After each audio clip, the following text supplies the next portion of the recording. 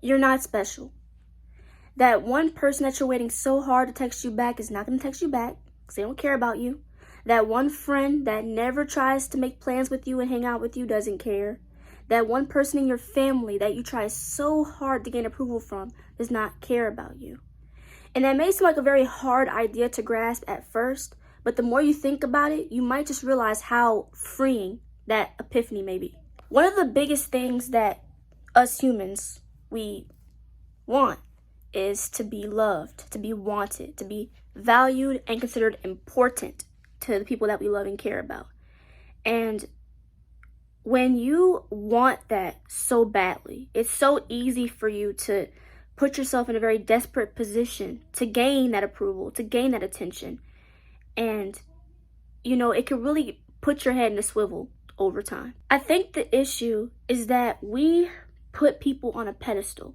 We see someone that we like, we see someone that we admire and that we adore, and we put that person on a pedestal and we think, oh, if I can gain that person's approval, if I can make them love me, if I can make them value me, then I did a good job and that means that I'm worthy. In cases like those, it's very rare to lose yourself in the process of gaining someone's approval because you feel like you have to change yourself in order for you to be valued. You have to play a part or a position in order to be considered someone of priority to that person. And in the rare cases where you do attain who you want to attain, it's almost like you didn't really attain them in the most genuine way. You attain them through the means of feeling like you had to play a certain role in order to be considered loved and needed and valuable by that person.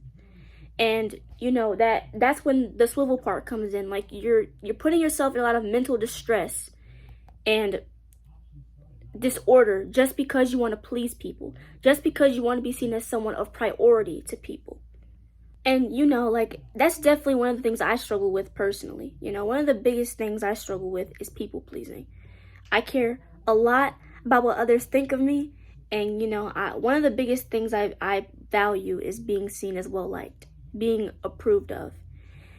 And growing up, I've always had habits of presenting myself a different way than who I really am just because I wanted to make friends or that I wanted certain groups of people to, see me in a better light. But, I noticed that over time, that's just not that productive for my well-being and my mental health. Because it may seem like it'll help you in the long run, but over time you lose yourself. You lose who you truly are. And at the end of the day, when it's all said and done, it's going to be you that's going to have to suffer those consequences. Caring a lot about how valuable you are to someone can really take a toll on your self-esteem and mental health.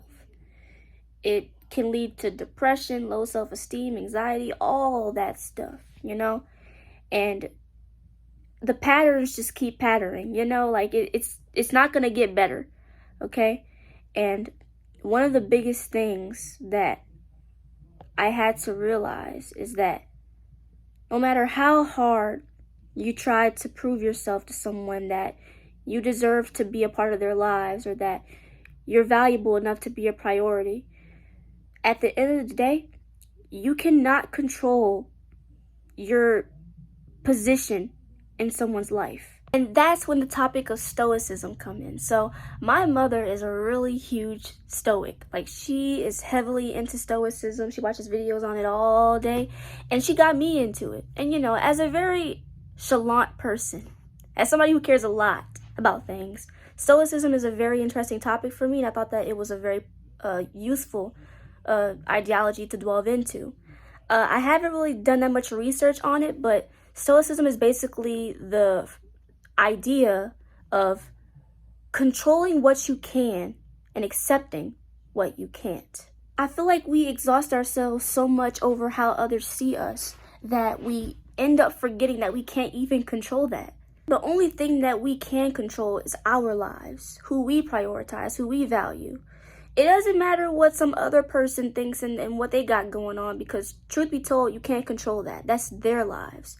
And that's one thing that really relieved me, because I always felt like I had to control everything, even things I knew well I couldn't control. That's why I'm also here to say that if you're not important to somebody, if you're not special to somebody, it's also not your responsibility to keep their attention. Can't dwell your energy into something that's not giving you energy back. You know, it's like pouring into someone's cup and not having anything pour back into yours. And it's just going to be a very exhausting cycle. So, you know, stoicism kind of goes into like how you need to learn how to just accept things as is that you can't take power over, and control what you know you have power over. And that's yourself, who you value, who you prioritize, what you got going on. You know, the more I think about it, the more I realize is that you're not necessarily losing anything by not being important to somebody, but you are losing yourself trying to be. And pouring your energy, if you have to pour that much thought and effort into someone prioritizing you, then it's not worth it. Okay? You don't gain importance by trying to convince them. You gain importance when you don't have to convince them at all. But again, you know, this is still an idea that I'm still processing, but that's what I've realized so far in my personal spiritual development. But yeah, that's the video. Thank you for coming to my TED Talk.